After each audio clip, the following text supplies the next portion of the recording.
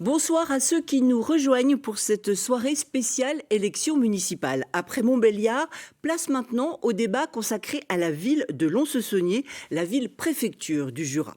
Jacques Pélissard, le maire RPR, puis UMP, puis LR depuis 1989 de cette ville, ne se représente pas. Donc sa succession s'annonce très ouverte après 31 ans de mandat. Voici les candidats présents sur le plateau, donc pour débattre durant 45 minutes. Tout d'abord, Géraldine Revy, c'est la tête de liste d'hiver extrême gauche d'une liste soutenue entre autres par la France Insoumise. John Huette, lui, est du mouvement radical social et libéral. Il conduit une liste d'hiver droite. C'est un ancien adjoint de Jacques Pélissard. Christophe Perny conduit une liste d'hiver gauche, ancien socialiste et ancien référent de La République En Marche pour la ville de Lons-le-Saunier. Il a été aussi président du conseil départemental durant 4 ans, de 2011 à 2015. Christophe Bois du mouvement Agir la droite constructive. Il a reçu le soutien de Jacques Pélissard, le maire sortant. Il est son adjoint d'ailleurs aux affaires sociales. Il a reçu également le soutien de La République En Marche. Et puis Jean-Yves Ravier, il n'est adhérent dans aucune formation politique. Il conduit une liste de gauche avec le PS, le PCF et Europe Écologie Les Verts. Pour introduire ce débat de 45 minutes, une première question a été posée donc à chacun des candidats. Leur ordre pour répondre a été tiré au sort. Pourquoi vous présentez-vous à la municipale à Lons-le-Saunier? Vous avez 20 secondes pour répondre. Tout d'abord, on commence avec Jean-Yves Ravier. Madame Emzeri, bonsoir. J'ai toujours été investi sur la ville de Lons-le-Saunier, tant au niveau professionnel qu'au niveau bénévolat, et je suis conseiller municipal et communautaire. Je veux préparer la ville de Lons aux défis de demain. Je veux préparer la ville aux défis qui attendent les générations futures. Je veux une ville plus écologique, une ville plus juste, une ville plus démocratique. Et je suis fier d'être à la tête d'une liste de rassemblement de citoyens de gauche et des écologistes, et moi-même qui n'ai jamais été encarté dans un parti politique. Très bien. Christophe Bois, même question. Pourquoi vous vous présentez?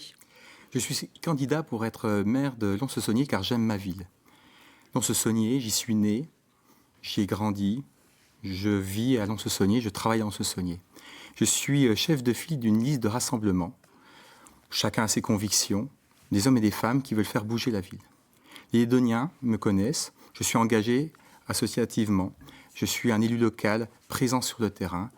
Les Lédoniens savent aussi que je suis constant dans mon travail et j'ai le goût des autres. Pour tout cela, je me présente pour être maire de Lons-le-Saunier. Christophe Perny, à vous de répondre à cette question. Déjà, c'est une question à laquelle on ne répond pas seul. Moi, je suis venu dans cette élection parce que j'ai été sollicité par un certain nombre de personnes, de personnalités dans la ville qui m'ont dit Lons-le-Saunier, après Jacques Pélissard, a besoin d'un homme fort à la tête de cette ville. Et il faut que tu mettes au service de la ville ton expérience de la gestion du département. Et puis, comme tout le monde, j'aime ma ville, j'aime la politique. Et donc, ce rendez-vous avec les Lédoniens était d'une certaine manière assez naturel pour construire une nouvelle page, pour ouvrir une nouvelle page de l'histoire de notre ville. Et c'est pour cela que celles et ceux qui m'entourent, qui viennent de sensibilités très différentes, ont souhaité que je conduise la liste pour devenir leur maire. John Huette, pourquoi cette candidature? Déjà à titre professionnel, je suis cadre des collectivités territoriales. Et j'ai été élu en 2014 maire adjoint en charge des ressources humaines et des finances sur la ville de Lons-le-Saunier. Et depuis 2017, j'ai en charge le développement économique sur l'agglomération, ce qui me permet d'avoir cette double casquette à la fois de technicien et de décideur local. Et nous avons bâti depuis 2 ans, avec une association de citoyens, un projet de rassemblement qui permet à la fois d'avoir des convictions partagées et une vision pour notre territoire pour les 10 prochaines années. Donc une vision de dynamisme sur notre territoire, une vision d'avenir. Géraldine Revy, c'est à vous de terminer ce tour de table. Bonsoir. Alors moi, je suis lédonienne depuis 40 ans, donc je suis très attachée à ma ville et je ne voulais pas que les colères du peuple lédonien ne soient pas entendues, portées et traduites dans un projet politique. C'est pourquoi je suis tête de liste d'une liste citoyenne constituée à 80% de citoyens non encartés et à plus de 30% de gilets jaunes. Très bien, merci beaucoup. Alors, je signale qu'une autre candidate est en lice pour cette élection municipale à Lons-le-Saunier, Joanne Moral de Lutte ouvrière, liste intitulée « Défendre le camp des travailleurs ». Après ce tour de table sur les motivations des uns et des autres, je vous propose d'aborder le premier thème de ce débat. La ville de Lons-le-Saunier a perdu de nombreux habitants. En 30 ans, elle est passée de 19 000 à 17 000 habitants. Comment enrayer cette chute du nombre d'habitants? On va commencer avec vous, Monsieur Huette. Quels sont vos projets pour cette ville, pour enrayer cette chute démographique? Tout d'abord en stoppant l'hémorragie et ensuite en faisant en sorte de regagner la population. Bon, ça a de nombreux atouts, il fait bon vivre ou il fait bon travailler. Notre vision, elle porte sur 3 points. D'une part, une activité économique plus importante, des services publics qui soient préservés et ambitieux, une qualité de vie qui mêle à la fois la préservation de l'environnement et une démarche écologique. Tout d'abord, sur le développement économique, nous sommes la seule liste à avoir visité l'intégralité des entreprises depuis 2 ans. On connaît leurs problèmes, leurs obstacles pour créer de l'emploi. On souhaite les accompagner en créant un guichet unique sur notre territoire. J'ai été à l'origine aussi de la création du campus numérique qui permet d'offrir des conditions pour des porteurs de projets qui souhaitent innover sur notre territoire. Et nous avons enfin un dynamisme commercial sur le centre-ville et nous souhaitons accompagner les commerçants. On va peut-être arrêter là l'énumération, si ça ne vous dérange pas. On va donner la parole aux autres candidats, puis on reviendra vers vous. Christophe Perny, c'est quoi votre axe de développement pour dynamiser le centre-ville? Déjà, il faut quand même savoir où on veut aller, il faut savoir d'où on vient. Et le plan de table a été plutôt bien fait, puisque... Merci. Puisque nos 2 amis qui sont ici, eux, ont une responsabilité, puisqu'ils étaient au pouvoir. Ils étaient là pour décider, pour agir. Et la situation d'aujourd'hui, donc, elle ne tombe pas du ciel, elle vient d'une défaillance en termes de politique locale. Alors j'écoute ce que dit John Huette sur le développement économique. Je suis assez d'accord avec lui sur le constat. On a un vrai problème de développement économique, puisque depuis une vingtaine d'années, à Lons-le-Saunier, il ne s'est pas créé d'emploi, il n'y a pas d'entreprises convenues. Donc sur le constat, on est d'accord. Le problème dans ce qu'il a dit, c'est que c'est lui qui s'en occupait. Et donc, moi je veux bien qu'on fasse un constat, mais quand on était aux manettes, on a une énorme part de responsabilité. Après, alors, on va peut-être faire à ce moment-là parler justement l'autre personne qui se trouve actuellement dans la majorité sortante. Vous, qu'est-ce que vous en dites aux affaires sociales? Alors vous êtes adjoint aux affaires sociales de Jacques Pélissard. Vous êtes d'accord sur le constat? Non, vous n'êtes pas d'accord sur le constat, le fait que Lons-le-Saunier ait perdu des habitants? Alors effectivement, ça vous êtes d'accord? Effectivement, depuis 30 ans, on a perdu des habitants à Lons-le-Saunier. En revanche, depuis une dizaine d'années, on a stabilisé à 17 000. Si vous regardez bien un peu les chiffres, effectivement, il y a des petites variations, mais nous sommes aux alentours de 17 000 habitants. Et pourquoi on a stabilisé à 17 000 habitants? Parce que aussi, on a des commerces, un centre commercial qui reste assez dynamique. On n'a pas. Quand vous dites centre commercial, ça veut dire le centre-ville. Le centre-ville, l'hypercentre. Qui est on n'a pas mis des hypermarchés du commerce en périphérie. Ça permet de donner une attractivité. On a eu les chiffres du chômage qui sont tombés lundi. Nous sommes à 5,5% de taux de chômage. On peut dire qu'à Lons-le-Saunier, on est pratiquement au plein emploi. Sur ces indicateurs qui sont là, eh bien, ce sont des forces pour demain. Eh bien, quelles sont ces forces pour demain? Premièrement, il faut qu'on rénove l'habitat, parce qu'on a une problématique à Lons. L'habitat, des habitants ont besoin de se loger. Donc il faut rénover de l'habitat qui est un peu ancien. Il faut aussi amener un peu plus d'animation, animation au sens large. L'animation, c'est aussi bien le commerce, mais c'est aussi, ça peut être aussi un musée, ça peut être aussi les termes à valoriser. Et enfin, il faut accompagner les porteurs de projets parce que, contrairement à ce qu'on peut imaginer, un certain nombre de chefs d'entreprise veulent venir sur Lons. Et donc il faut libérer ces énergies. On finit le tour de table. Monsieur Ravier. Je crois que dans les constats, il faut rajouter un autre constat, c'est que le nombre de logements vides sur la ville de Lons-le-Saunier est passé de 400 en 1990 à 1400 actuellement. Et deuxièmement, le taux de pauvreté sur la ville de Lons est de 20%, ce qui fait qu'il est largement au-delà de la moyenne nationale et de la moyenne régionale. Quand vous dites taux de pauvreté 20%, ça veut dire que vous avez 20% de la population lédonienne qui vit en dessous du seuil de pauvreté. C'est un chiffre qui a été fourni par l'INSEE, donc c'est pas moi qui l'invente. C'est l'INSEE qui donne le chiffre, donc c'est une réalité. Combien? C'est 900 € par mois, c'est ça? À peu près. Voilà. Et pas sur les logements, il n'y a pas 1400 logements libres. Hein. Après, il faut savoir quels logements sont libres. Donc, Monsieur Ravier, s'il vous plaît, je vous redonne la parole après. Vous êtes en grande partie responsable de cette situation. Et je crois que l'attractivité, il faut l'avoir au sens large. Effectivement, il y a l'emploi, il y a l'urbanisme, il y a les logements. Il y a aussi la transition écologique en mettant en place. Et par exemple, sur l'urbanisme, effectivement, il faut avoir une volonté forte de rénover ces logements du centre-ville qui permettront de faire venir des nouveaux habitants. Et bien sûr, ça donnera aussi du travail aux commerçants.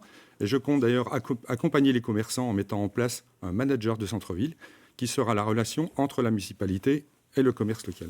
Géraldine Revy, vous, votre liste a des propositions à faire à propos des logements, justement. Alors, on a des propositions à faire sur les logements et notamment sur la rénovation des logements.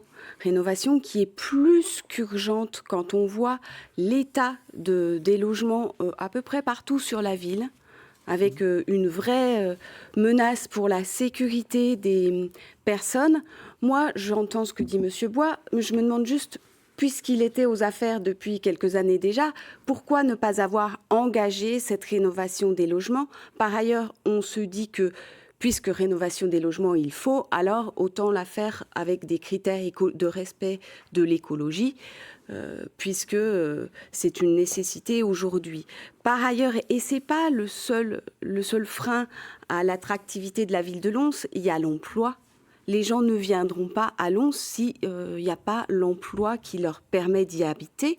Et il est nécessaire aujourd'hui de faire revenir les usines à Lons. Et puis, il y a le bien-vivre. Et dans le bien-vivre, il y a l'offre de santé. Et l'offre de santé sur Lons, c'est une catastrophe. Il y a beaucoup de choses à faire et on a des propositions. Monsieur Perny, Oui. je vous ai interrompu tout à l'heure, donc je vous redonne la parole.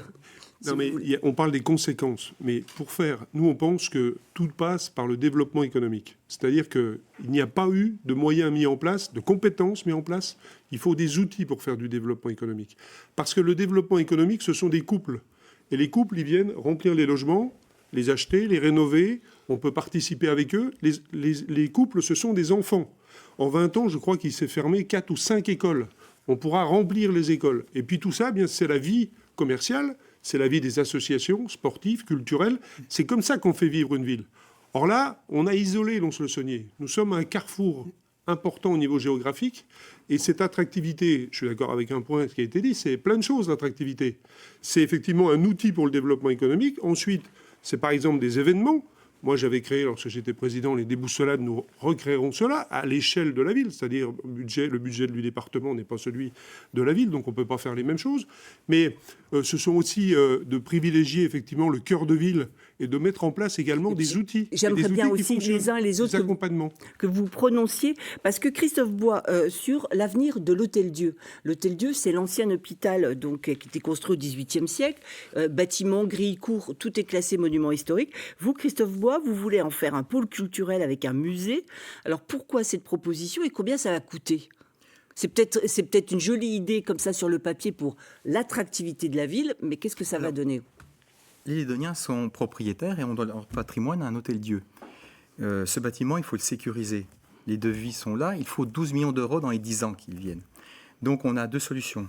Soit on le laisse tomber et que ça devient les Forges de Baudin, ce n'est pas notre position.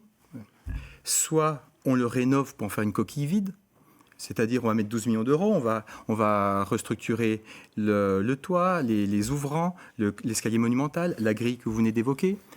Ou troisième solution, on en fait un hôtel. Pas un hôtel, on en fait un musée. Et pour ce musée, on peut être subventionné de façon importante dans le cadre d'un contrat de plan État-région qui peut nous permettre d'obtenir entre 70 et 80% de subventions. Mais un musée sur quoi ? Un musée des Beaux-Arts, un musée d'archéologie, un musée... Il aurait plusieurs champs, bien évidemment l'archéologie, les Beaux-Arts. Et puis, ce qu'il faut savoir, c'est que la DRAC a la volonté de faire de ce musée le 3e musée de Bourgogne-Franche-Comté.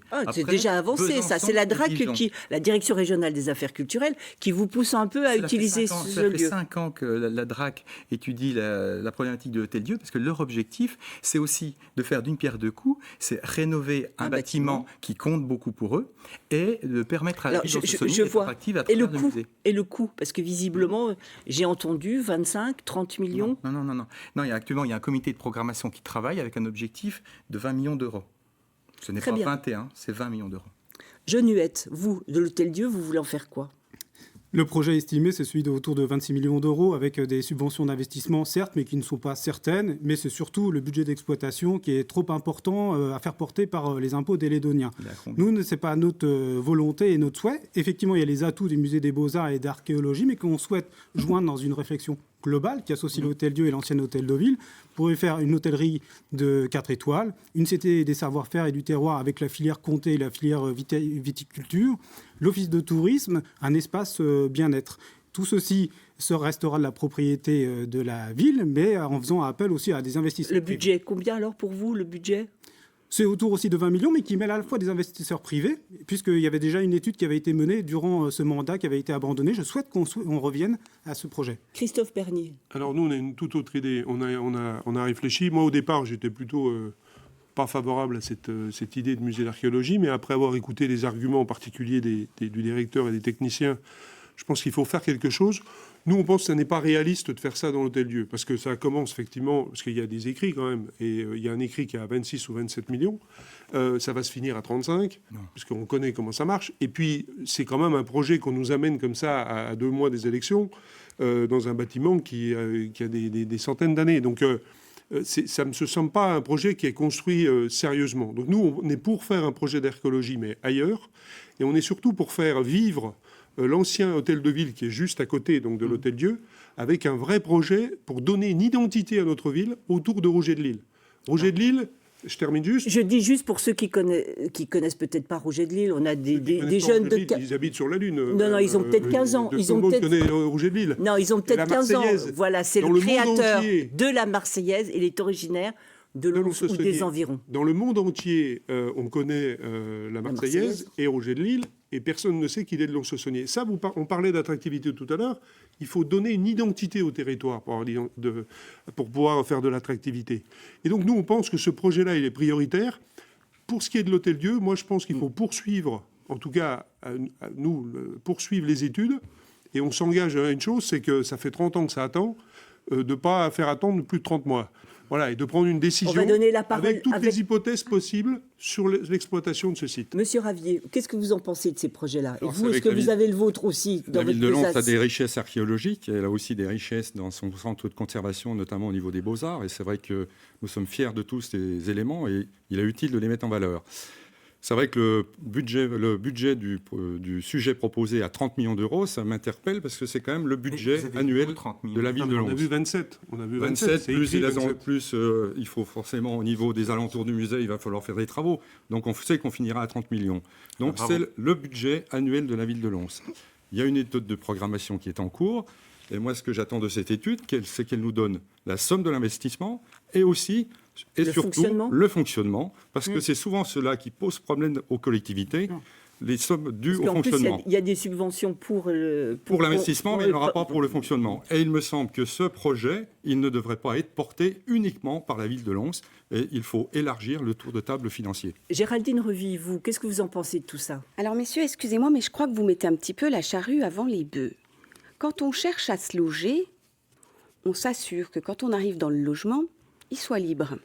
Or, aujourd'hui, l'Hôtel-Dieu, c'est le lieu qui héberge encore la pharmacie de l'hôpital au 1er et 2e étage, le magasin de l'hôpital au sous-sol, des salles comme la salle du conseil de surveillance et la salle des instances. Nous, ce qu'on dit, c'est qu'on sera une municipalité qui se battra pour l'hôpital public, qui le soutiendra et qui donc, par conséquent, lui laissera le temps de trouver les solutions pour héberger ce qui aujourd'hui est à l'Hôtel-Dieu ailleurs, puisque pour l'instant, l'hôpital de Lons n'a pas communiqué de solutions pour héberger pharmacie, magasins et conseils et salles des instances. Et après, on réfléchira à des utilisations possibles qu'on soumettra à la vie de la population. Bois ou Monsieur Ravier, vous avez quelque chose? Un projet pour faire construire une nouvelle pharmacie sur l'hôpital. Effectivement, ça prendra un certain temps, mais prochainement, l'Hôtel-Dieu... Vous confirmez, Monsieur Bois? Se trouvera vide. Exactement. Mais dans ce projet, que fait-on du magasin et des salles des instances? C'est prévu que de toute façon, le bâtiment appartient à la commune. Ce n'est pas prévu. Le bâtiment appartient à la commune. Forcément, l'hôpital sera obligé de le libérer à court ou moyen terme. Évidemment. Alors là, on est en train de parler de sous. Là, on a parlé 25 millions, 30 millions, 35 millions. 36, je crois. Voilà, moi, j'ai dit 20. Voilà. Et nous, en dessous de la vérité. Nous, on a proposé 2 projets pour 15 millions d'euros. Hein. Oui, mais jamais la drague va aider pour Et construire pourquoi un musée à Courlaoux. L'objectif, c'est de Pourquoi rénover... Courlaoû Monsieur Pourquoi Bois, Courlaoût? monsieur Parce Bois, que déjà, j'ai pas dit Courlaoût, c'est la presse qui a écrit Courlaoût. oh, c'est journaliste. Périphérie de Lons, parce qu'on ne peut pas tout faire sur Lons. Au Rocher. On a entassé. Et puis, moi, je veux voir un ministre de la Culture à qui j'irai expliquer, monsieur le ministre, nous allons faire 2 musées, donc enrichir la culture dans notre pays, et vous allez faire des économies. Je veux voir ça 5 secondes que le ministre va me dire non. alors justement, Faire des économies, vous rigolez, même si le ministre... Oui, mais je le connais bien. Oui, mais Voilà. c'est pour ça que je le dis. Et donc, partie de mes amis. il fait partie de vos amis, mais c'est un garçon sérieux. Et donc, si on lui propose d'économiser quelques millions, j'ai pas l'ombre d'un doute que le Premier ministre lui Sauvons dira l'Hôtel-Dieu. économisons Et on les demande millions. aux citoyens quand ce qu'ils veulent. Parce que vous on est là apportez pour des ça, madame. projets. Oui, il y Vous a des- apportez ça des s'appelle des projets élections. tout faits. Ça s'appelle Oui, ça s'appelle des élections, justement. Peut-être qu'à ce moment-là, il faut soumettre des projets aux Ben, c'est ce qu'on citoyens fait, via oui. des votations Les élections, c'est citoyennes. pour ça. Mais les élections ne peuvent pas être le lieu où on apporte des projets Ah tout bon faits. Là, on leur propose de choisir entre l'Hôtel-Dieu, un musée dans l'Hôtel-Dieu ou quoi. Non, pas du jamais tout. dit que c'était tout fait. On peut donner tout à fait Monsieur une vision. Huette. On peut donner, On peut donner des grandes intentions, des grandes visions aux citoyens, et puis construire aussi avec eux. C'est l'objet que l'on veut faire avec des consultations citoyennes, des commissions de quartier. Mais aujourd'hui, on peut donner aussi des visions. C'est l'objet des élections municipales. Il mais y a une étude en cours, c'est normal aussi qu'on attende les résultats de cette étude pour pouvoir voir exactement où on peut aller ou si on ne peut pas y aller. Oui, Donc, mais je on n'en dis- fera quand même jamais un hôtel, parce que jamais le préfet de région autorisera d'en faire un hôtel. Mais C'est ça- un bâtiment classé. Mais Monsieur Bois, ça existe. L'Hôtel-Dieu à Lyon a été rénové en hôtel 4 étoiles et en pépinière d'entreprise. À Valenciennes, il y a d'autres exemples. À Saint-Émilion, il y a d'autres exemples. Et même à Vesoul, aujourd'hui, ils sont en train de travailler sur l'ancien hôpital pour en faire un hôtel haut de gamme. Ah, Donc si alors- ça se fait à Vesoul, ça peut alors- se faire à alors juste, là, on va passer quand même au sujet suivant parce Non, qu'on va pas. s'il vous plaît, c'est très important, parce que sur le... Juste sur alors Vesoul- 20 secondes. Hein. Alors 20 secondes. Je connais, c'est Alain Chrétien. C'est aussi un de mes amis qui est maire de beaucoup Vesoul. d'amis. Ah, mais j'ai Il a beaucoup d'amis. Il a beaucoup d'amis. Eh bien, le bâtiment n'est pas classé. Ils vont le vider du sol Partiellement. au plafond. Mais ils à vont- Lyon, Vous savez, c'est je vous donne rendez-vous pour le prochain débat concernant remercie. les Vesoul. élections à municipales à Vesoul. Et on videra Donc, pas je le voulais- Dieu du sol au plafond. Alors, je voulais parler de la fiscalité et de l'éclat. Alors, l'éclat, c'est, ça n'a rien à voir, hein, c'est pas du tout un éclat de colère. Hein. C'est l'espace communautaire Lons Agglomération, c'est la structure Un intercommunale. stratège en communication qui a trouvé le nom. Parce qu'il faut l'expliquer encore 10 ans après. C'est vraiment un champion. Vous avez cassé un peu mon effet là, mais enfin bon, c'est pas grave. Justement, on parlait donc budget, gros sous, fiscalité.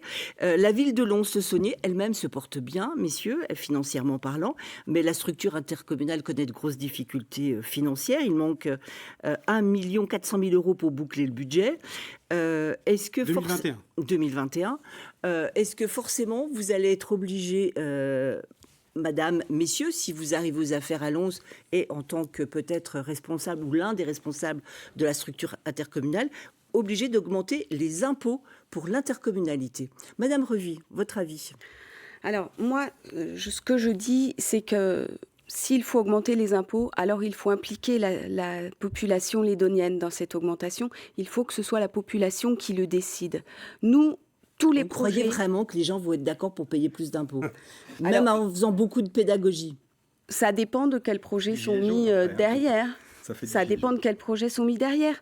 En fait, si le projet qui est proposé et qui est validé par la population, qui est choisi par la population, est un projet qui améliore les conditions de vie des Lédoniens, bien sûr que les Lédoniens peuvent accepter. Alors, Mais il monsieur, faut monsieur Ravier, donc vous conduisez la liste PS, PCF, Europe Écologie Les Verts. Si jamais vous êtes élu maire de Lons, est-ce que les impôts intercommunaux augmenteront?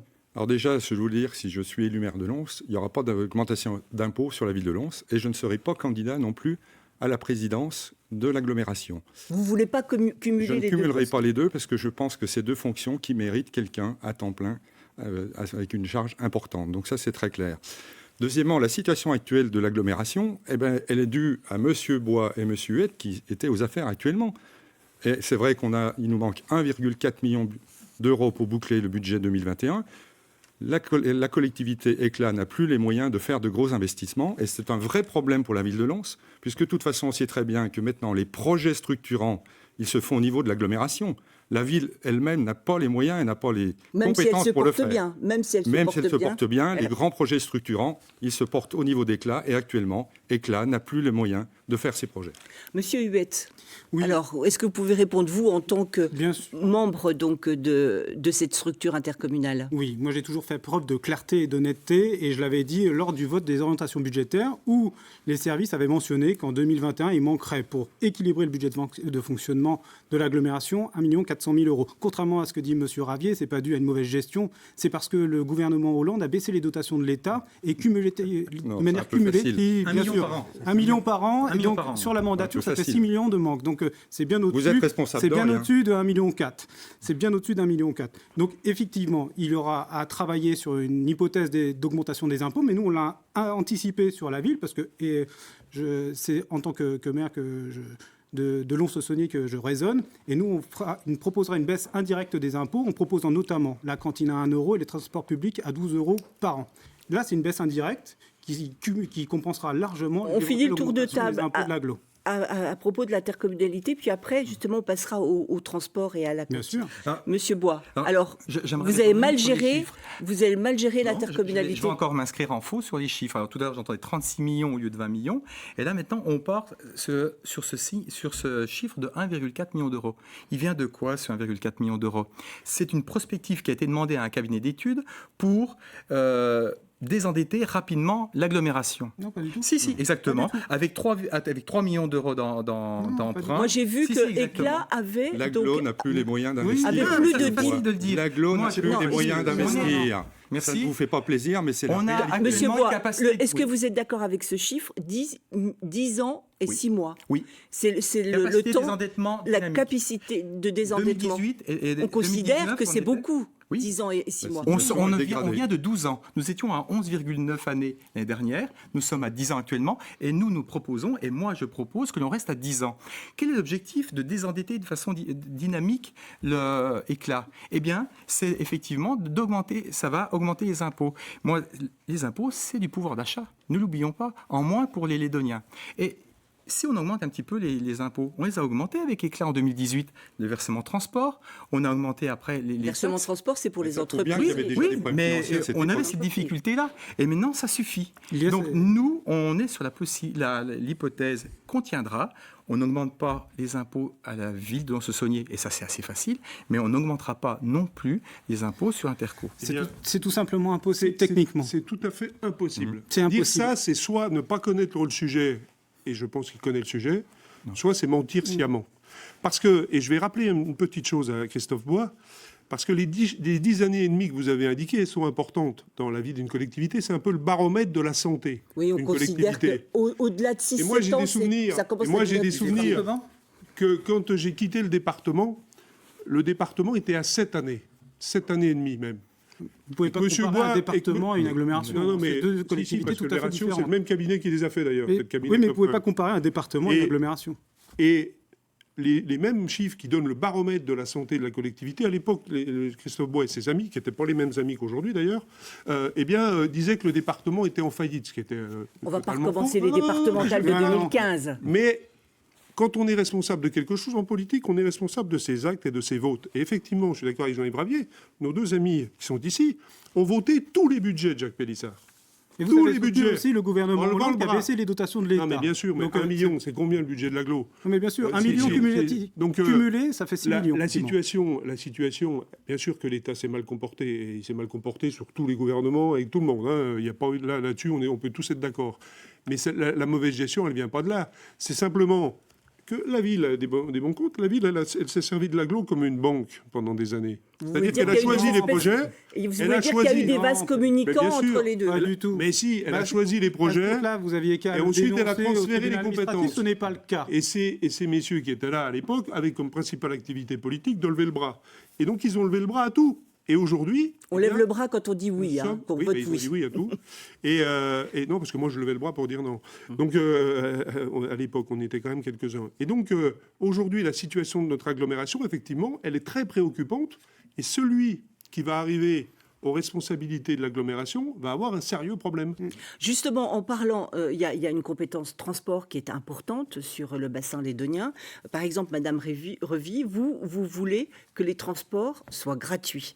Pourquoi ? Alors, non seulement on veut que les transports soient gratuits, mais on veut aussi une augmentation du cadencement, de la fréquence de passage des bus et des parcours revus pour un meilleur maillage territorial. Pourquoi ? Vous voulez tout, hein. Simplement. Alors, vous voulez le beurre et l'argent du beurre. Ouais.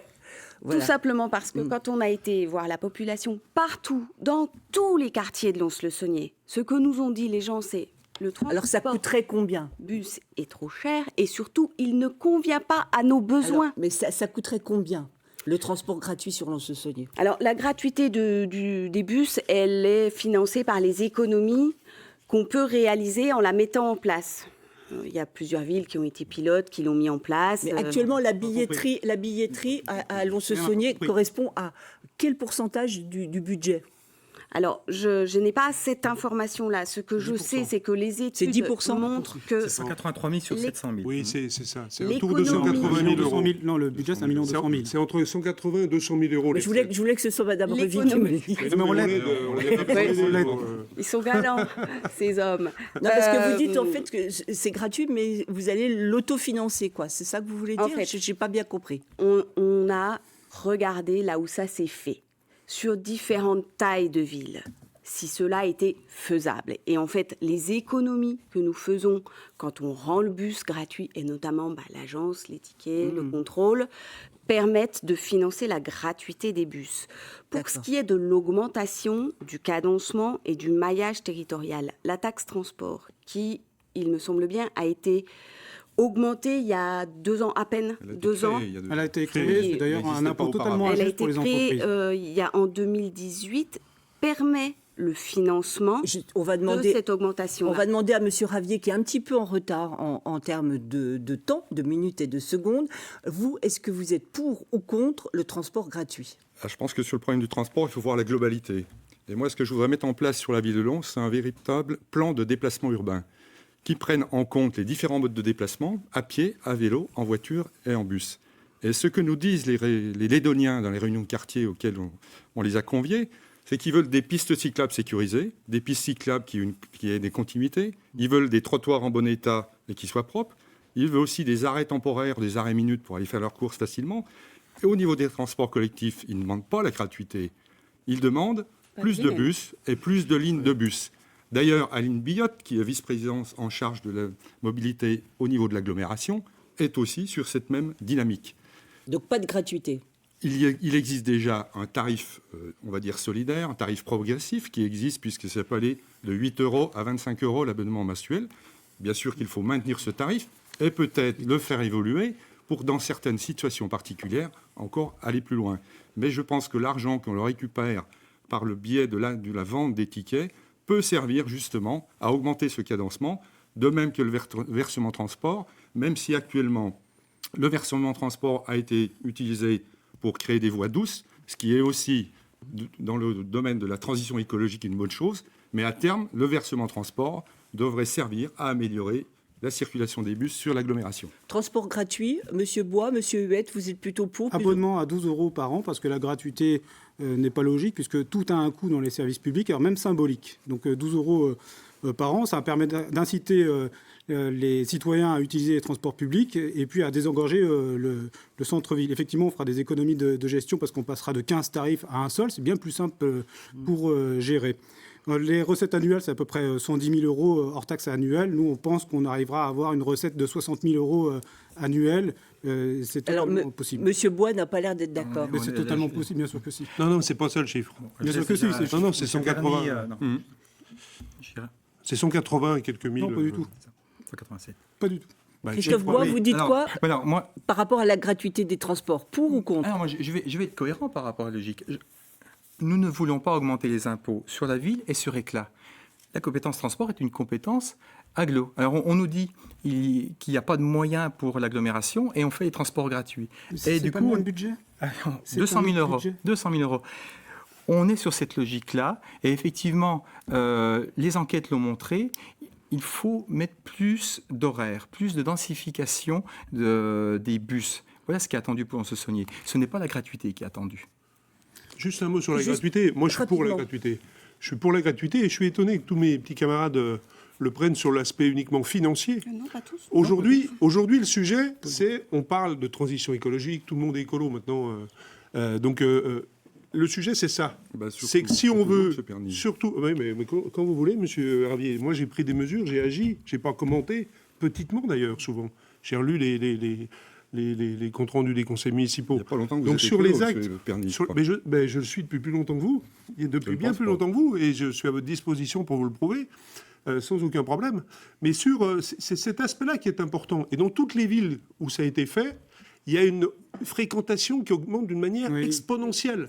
Et ça, si on veut, c'est ça l'important par rapport à l'environnement, c'est que les gens prennent plus le bus, et je suis pas un bon exemple, je prends jamais le bus, mais que les gens prennent plus le bus plutôt que leur voiture. Et on constate, c'est même pas un choix, on constate que quand c'est gratuit, ils prennent beaucoup plus le bus. Donc il faut aller dans cette direction.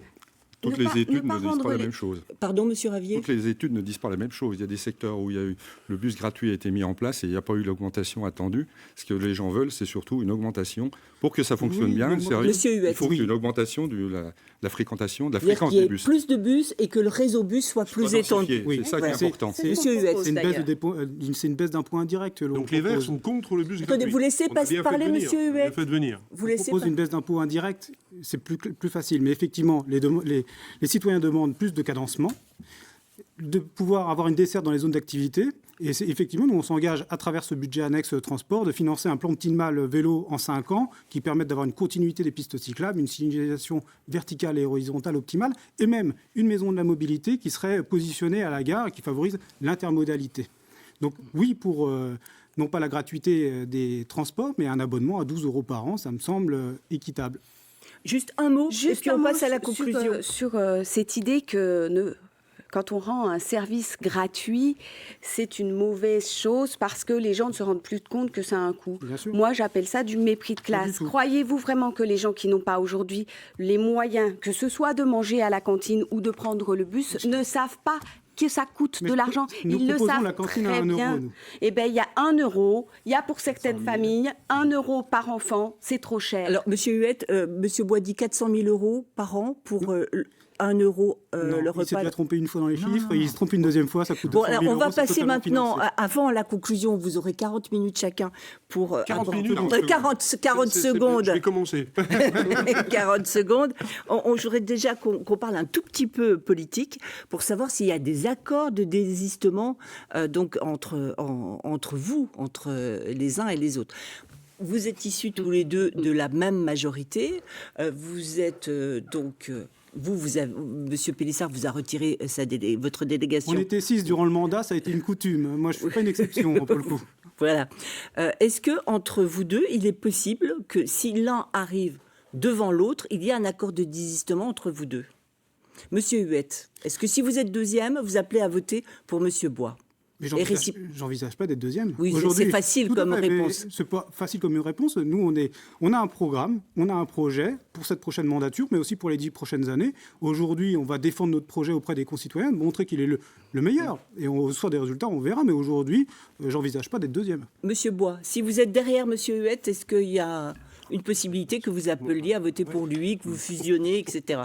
Et je dois le faire la même réponse que Monsieur Huet. Non, une fois, il a utilisé un joker, c'est pour toute l'émission. On défend un projet, nous on a un projet d'avenir pour faire bouger la ville, on va jusqu'au bout et puis on espère bien gagner avec ce projet.